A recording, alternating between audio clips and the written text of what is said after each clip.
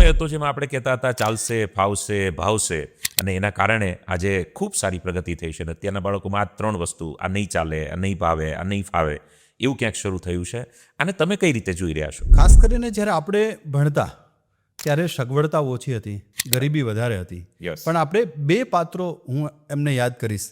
એક આપણા ઘરમાં પિતાનું પાત્ર હતું, બરાબર. જે આપણા ઘરમાં ડિસિપ્લિનનું કામ કરતું, રાઈટ. અને બીજું પાત્ર હતું આપણા સ્કૂલની અંદર શિક્ષકનું, યસ. કે વિદ્યાર્થીએ જ્યારે ગામની શેરીમાં હોય અને કોઈક શિક્ષક આવતા હોય Right. તો વિદ્યાર્થીઓ શેરી બદલી નાખે, કારણ કે શિક્ષકનું ડિસિપ્લિન માત્ર સ્કૂલ પૂરતું મર્યાદિત નહોતું, Right. ગામમાં પણ હતું. ગામમાં પણ. અને એ જ વિદ્યાર્થી જેમને ક્યાંક થોડીક સજા ભોગવેલી છે, એ જ વિદ્યાર્થીઓ અત્યારે મોટા થઈને એક સારા બિઝનેસમેન બનેલા છે, Right. સારા ગવર્મેન્ટ અધિકારી બનેલા છે, Yes. અને પોતાની લાઈફમાં એ ઉત્તમ કારકિર્દીનું વહન કરી રહ્યા છે. બરાબર છે. ખાસ કરીને અત્યારનો જે સમય છે, અત્યારના સમયની અંદર સગવડતાઓ ઘણાઈ છે, રાઈટ. પણ વિદ્યાર્થીઓની લાઈફમાં કોઈ પ્રોબ્લેમ નથી, અને એ જ મોટો પ્રોબ્લેમ છે. અત્યારે આપણા બાળકની ચિંતા વધારે કરીએ છીએ, પણ બીજા ઘણા બધા ચિંતન કરવાની પણ જરૂરિયાત છે.